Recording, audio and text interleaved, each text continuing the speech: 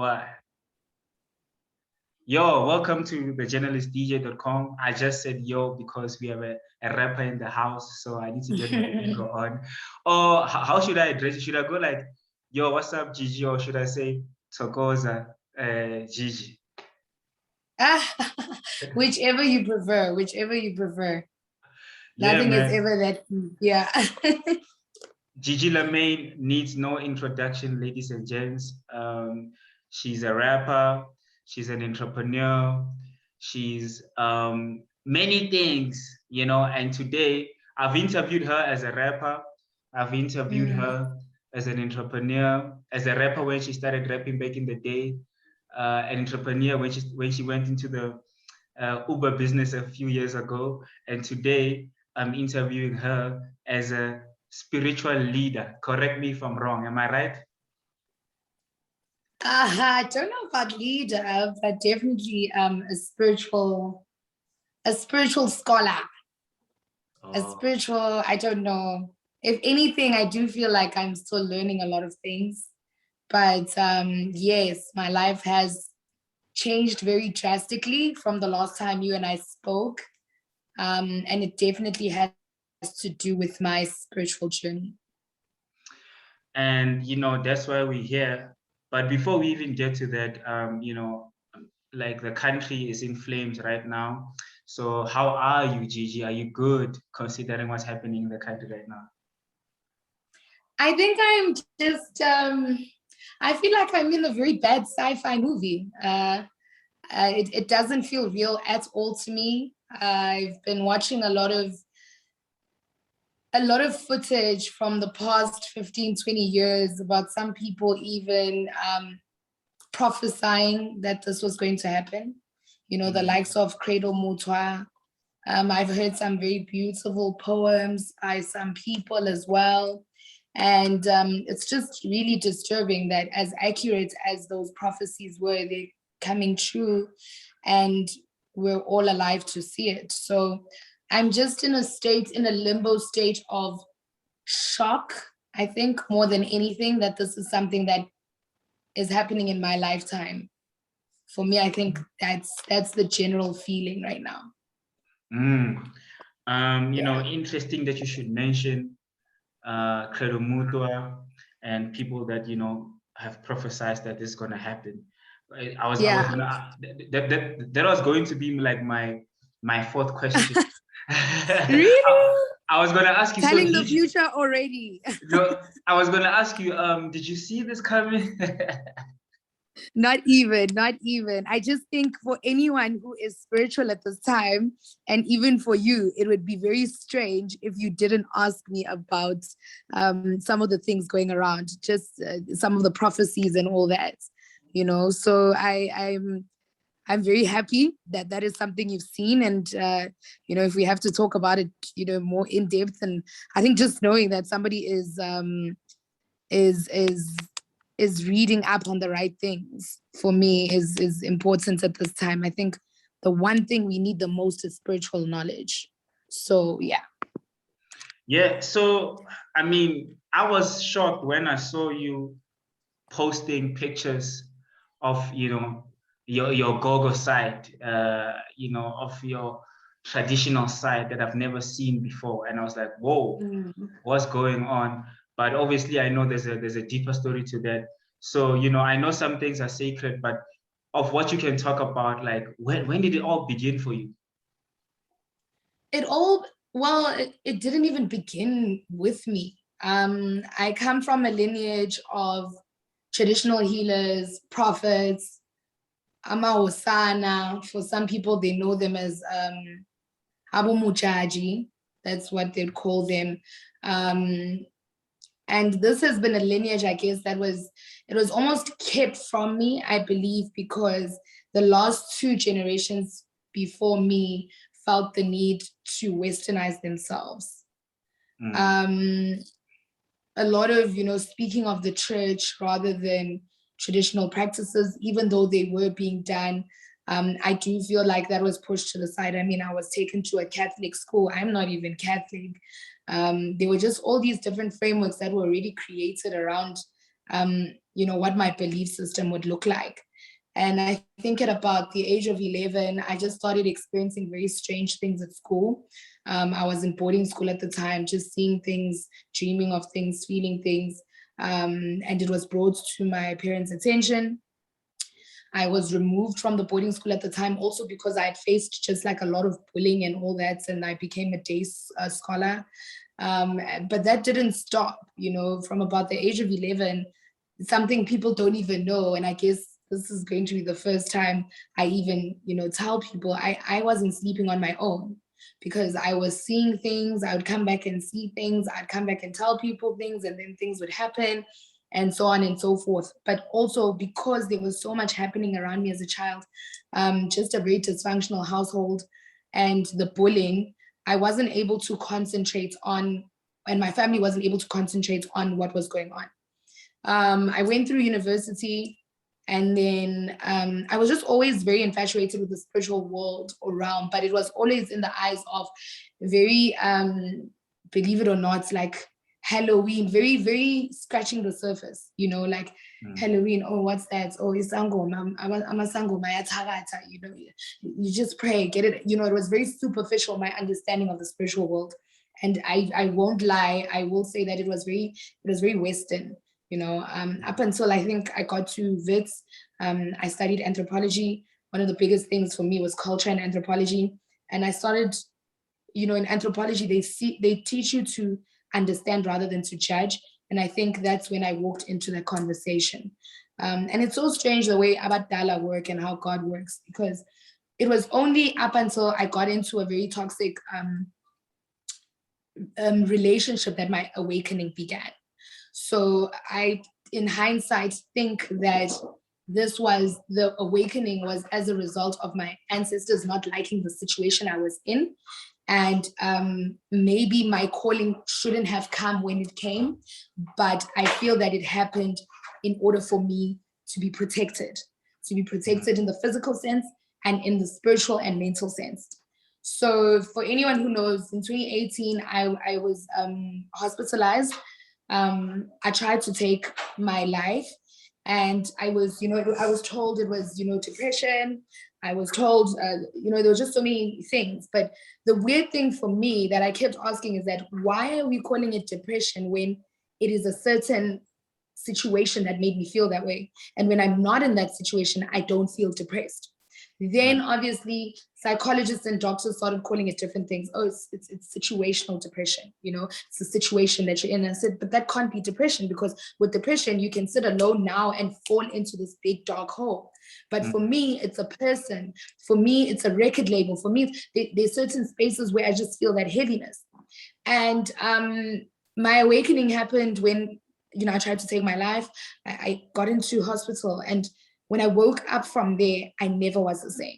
So now it was like seeing things on 100. Now it was like dreaming of things on 100. And I remember after that, I like walking away from the relationship and not looking back. It's almost as if there was a strength to finally walk away.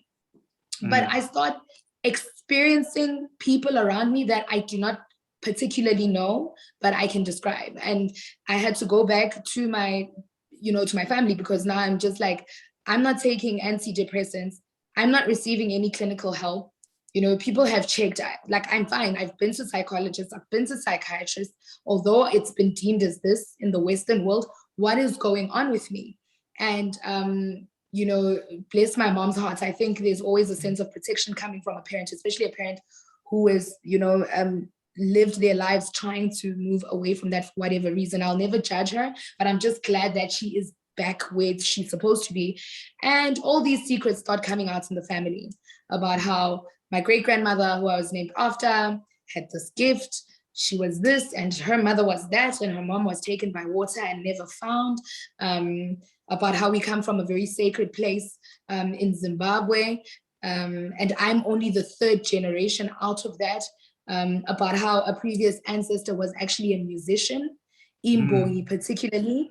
And I could feel this male energy, when I'm in studio, when I'm doing so, I could feel that there was an energy that was no longer mine. And I would feel it on stage as well.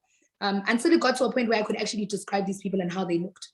And that is when I think it was just a green, like everybody, it was just like a light bulb for the elders at home. And they were like, we know what's going on with her. Then obviously stories start coming out about my mother's childhood. I mean, snakes being found in, the usual symbols, snakes being found in your bed when you're sleeping as a child, seeing leopards. You're actually out there because my mom was a tomboy. She sees a leopard, she comes, she reports at home, nobody believes her, just different things like that. And then the obvious dreaming starts happening, dreams that people who are gifted, resonate with, whether it's an element, water, whether it's this or that, and all these different things start happening to me. And understand that I'm a scholar, I'm academic, all I've ever known is Western culture and the way of dealing with things in the Western way. So when all these different things are now manifesting for me, I feel like I'm going absolutely crazy. I don't know how to explain it. They called it depression. Could it be something else? What is going on with me? And I think that is when, family started to open up to me about all these little secrets, things that had happened where people tried to leave this behind. And you can't, especially because it is on my maternal and my paternal side. And then that is where all the truth started coming out, I guess. Then there was a point during now COVID last year, earlier on though, where I dreamt of someone, I felt someone, I thought I was going to die, I could feel it. And we found this person and they were outside of Johannesburg, somewhere else. And that's where I went to Uyotwasa. So, I mean, I had been to different people. I'm talking Andile, 5, 6 different people, because in my head, I believed I was sick. I honestly believed that there was something that needed to be taken out of me. There is something wrong. I'm going crazy. Is somebody doing the whole Noluntu thing where they're putting something in my tea? What is going on? Because I can feel this is happening. When I say it, it sounds like I'm crazy. And luckily, I had my mother's blessing. The gift was originally hers, but you know how the ancestors work when you're not quite accepting of something. And unfortunately, I was there. Or fortunately, I accepted it. I don't have children. I don't have moral responsibilities. And I thought to myself, if this is a baton that I need to pick up and carry on with, that's fine. And when I look back, I'm a young person, I'm in an influential position. Africa right now is burning, is on fire. We don't know where we are culturally. Who better than me to be used as a vessel by my ancestors for people to understand who they are and where they come from? So, I mean, we do have the side of the family that are very judgmental. Like I'm talking abazalwane, people who are very, and no matter how much you try and explain to them that God is still part of the conversation, you just won't win with that. So I have lost people along the way, but I have gained people along the way, and I feel myself grow spiritually every day. What is conventional to other people is not conventional to me. There's so many lifestyle changes I had to make. There's so many ways of thinking that I had to shift around. Just things like polyandry and polygamy and why those things happen in the spiritual world, and homosexuality and all those different things. And I was sitting there and I was like, but what we believe in is the most inclusive. We believe in gay people. We believe in lesbian people. We believe in the pride community. We believe in polygamy and polyandry. Surely we should be the most inclusive. When we look at our spirituality as Africans in comparison to people who go to church, who believe that certain things are right and certain things are wrong. So it's been quite. I mean, I'm young. I'm in my 20s, but my life has never been the same. Never been the same. I'm so happy. I'm so fulfilled. A comet could hit the earth right now, and I'd be ready. Wow, that's powerful, Gigi, to be in that position and but what I love about what you just told me is that, you confronted the situation and you're like, okay, cool, let's solve this. You accepted who you are, and now you're in a better position, and I think that's what's important. And we know you as a rapper, as someone, like you said earlier on, who's I don't want to say westernized, but it's like you have the culture of hip hop, because you dress a certain way, you are urban, and then now you need to go back to your roots and start doing all these things. What are some of the things that were hard for you to kind of like change, to adjust to? Food, funny enough. I think food for me was like there's some things that I can't eat anymore that I used to absolutely love to indulge in. But it's so weird how spirit works, because I find myself now eating more cultural traditional foods. I crave it, I go look for it. So I'm just grateful that they make that transition easier for me. But I think the most difficult was like a particular food that I had to completely stop eating. And I felt the difference between when I did eat it and when I didn't. So I think because I understood that this is something that isn't like okay for me, I had to completely let go.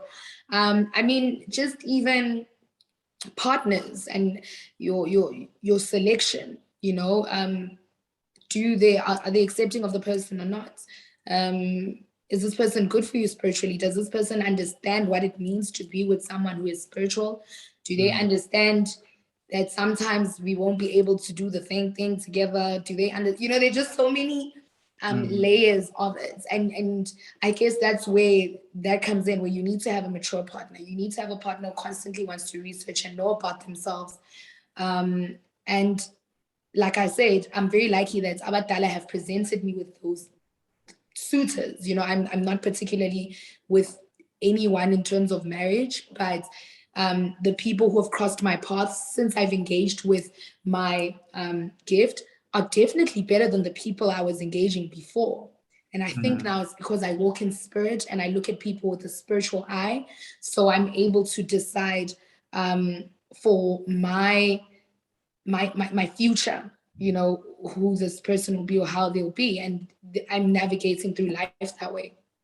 Does this mean that like you can tell a person's aura by just engaging with them? You can be like, bad vibes, Or can you tell? And also like, just before you answer, a lot of people are paranoid about. I'm also like that. Like, yo, can you see people's secrets now? When you engage with people, can you be like, okay, now you're up to 1, 2, 3.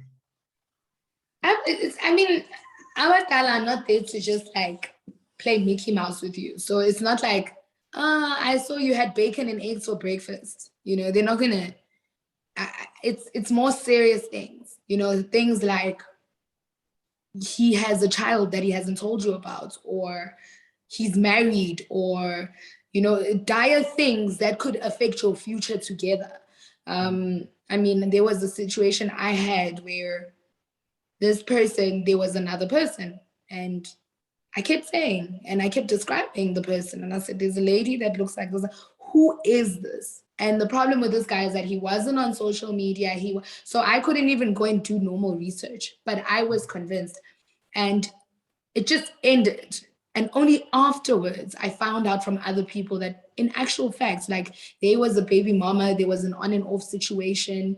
He was going between you and her, so he's still going between his baby mom and other people. But the fact is, I dodged a bullet there because I could have invested myself wholly into that relationship. But I was warned. So I feel like they're not going to come and warn you about the fact that it's serious things. Like, don't go out today because you might just have a car accident or whatever it is. So yeah. Wow. And like, what's your particular gift? Like, are you, because you said that you were a scholar earlier on, are you going to practice and start seeing people, or is it just, the calling is just for you to be awakened, or what's the situation there? I am supposed to be seeing people. I am supposed to be seeing people. I've taken the steps gradually. I've created a completely different Instagram for that. I engage once in a while with people, but I'm supposed to be seeing people. I'm just not ready, but that's not for me to say. I sometimes find myself helping people without meaning to help them. So it comes out just very innocently, and then there's this constant, like, my great grandmother will come to me and she'll be like, but why didn't you get some kind of compensation for that? You know, like this is how you're going to eventually live. And for me, it's just, I've always, and I guess there is an ancestor who understands that. One of my male guardians, you know, that my one of my gifts is in music and healing. And I do not think I'm mature enough spiritually for me to go sit esgodleni every day to consult. Although there are these constant dreams. I mean, somebody has been having these constant dreams about me consulting. And then somebody else will come again, and then I'll have them. I'm just struggling to understand when the time will be, but I can feel it nearing, and I can feel myself doing intentional things like setting up a different account and doing this and that. So I find myself consulting without meaning to. It's something I'm supposed to be doing. I just enjoy the flexibility of it. And I just want to go back to something. You're probably going to ask me this, but you know, having a gift like this is not a curse. You know, what people seem to think is that when my ancestors say this is what it is. And that is not true. Your ancestors are not there to harm you. They're there to protect you. They're there to love you. And you do negotiate with them, you know. I know people who are not ready to do certain things, and the ancestors were appeased to say, okay, can she please at least get married and have kids? Or can she please at least do this and this? So they're not there to fight with you. And that is an ongoing conversation I'm having. I don't know if I'm ready to consult. You know, I should be consulting. I can feel that I have the capabilities to consult, but am I ready? And usually they have a way, like I'm saying, with letting go of the food. When I'm supposed to consult, I will know, and people will see it, you know. It's just right now I've got my music, I'm healing through my music. A lot of things have changed, even my messaging in my music, because of my gift.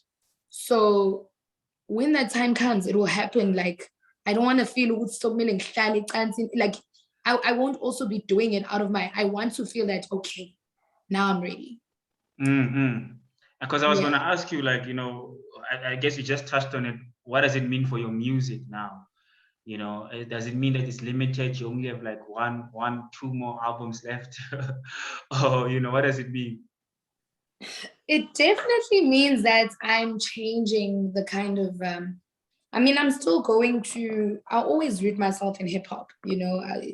It's always been such a special place for me, and it's always been a comfort zone for me. I'm not necessarily going into dance, but I am going to go into a hip hop phase that is more Africanized, that is more Afrocentric. Why give me the gift if you're not trying to make your other children aware, you know? So my belief here is, you know, I've heard a lot of people saying, oh, I'm a celebrity. And my response is always, then if not us, then who? Because we're influential. We reach many people. You will listen to us when we speak. Music is healing as well. The arts is a form of healing. When you sit there and you watch Tandega Dawn King, and like there is a story that she is telling you there. And in that sense, when you sit and you're watching Uzalo and you're having problems with your husband, there is an element of healing to that, because you have deviated from what your issue has been the whole day, and you're watching this person doing their thing there, and they encapsulate you and they bring you into a different world. And that is also part of healing. So I always say to people that, of course, influential people will also be chosen and called, because it's an easier job. We need to use our platforms to engage people and educate people about where they're from. So for me, it's to find a way to bring my music and the whole existence that Gigi Lamayne is into one thing, you know. I'm a very sensual person, and that's not going to change. I love my bikinis. I love dancing sensually. I love all those different things. And Abadala have never said, sis, that's disgusting. You don't do those things. Absolutely not. They've never said that. It is in your motion. It's in your intent. It is also in respecting them and their time and what they need you to do in that time, you know. So Amapai, for instance, I'm not going to put on Ipai while I'm twerking. I'm not going to put on Ipai while I am seeing a man, and, you know, so there's certain things that I will not do. But it's not, having a calling is not like a prison sentence. It's a very beautiful thing. It's just that with the rules comes a lot of power and responsibility. And amadlozi awafani, guys. Amadlozi awafani, and in nabantu abafani. That's why mina, I can go uyotwaza, andile you might not have to go ukuthi uyotwaza. But when it's time ukubona, when ubona ukudlula mina, I went uyotwaza to learn the disciplines of having the gift. Don't just go to someone and start, when this and this happens, do this and that. So I went to learn the discipline. Not to say I already had a gift, but I needed somebody to help me discipline and understand what was going on with me. Hence, ugyotwaza, and also what does that mean for my music? So for my music, it definitely means that there is a shift, but it's more of it's a shift that I'm aware of, a shift that I want to be able to. I mean, it's been a long time coming. 2 years I've known this thing has been happening with me. And since I was 11, my family kind of knew, but they were hiding it from me. But I think now that I'm older, I am wise enough to make the right decisions when it comes to my music. And yes, some things are going to have to change there. And it's me, not my ancestors, not me. I am deciding to do that because I value my relationship with them and whatever else I have to offer the world besides my music. Wow, yeah. Well put. Last question, Gigi. So what would your advice be for the next person that's maybe going through the same situation and, they have parents who are Eurocentric and they're taking them to psychologists and doctors and all that? How would you advise them to go forward? Hey guys, a brilliant example is what's happening in our country right now. Our parents don't know everything, So we as young people, on the record, we as young people need to take the ropes. I didn't wait for my mother to say, okay, I'm sorry, this is what's happening with you. I spoke to other relatives. I spoke to other people, then came back to her with my findings. And it's so strange that because of my efforts and what I did, my whole family now practice Africanism to its core. Siyahlaba, siyaphahla, kunomsamu, kunesigodlo. Like, it was almost as if as a young person, I reawakened that flame in our household. And I think that's what we need to. I need to say we can rebel and say we want to go partying and drinking and we can get into trouble for all these other things. So let's get in trouble for wanting to know ourselves. As African children, let's get in trouble for wanting to ask questions. I appreciate Jesu, but uNkulunkulu had no faith that there were no African prophets that were put here to teach us any lessons. There is nobody that we can look to. You see, for me, it's important that young people go and research outside of their values. Otherwise, we will never come out of everything we're going through. And this is in reference to the household, to the outside world, and even to structural levels of governing in our countries and our communities. If young people don't start to open their eyes and insist on learning despite their values and morals and everything else they've been taught, we are never going to go anywhere as a society. Wow, well put, Gigi. And I agree with you.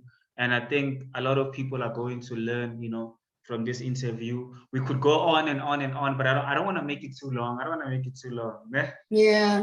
Yeah, got you. I would like to have you, in the future, when you drop like your project, and just to touch on the music. I want to listen, and compare notes for, okay, cool, I see the difference, I hear the difference rather, and then maybe we can have a conversation another time. But for today, that's all. Thank you so much for your time. Ne? Thank you so much for having me, Andile. I'm so sorry about the startup. No worries, man. It's all love. Thank you so much. We'll chat then.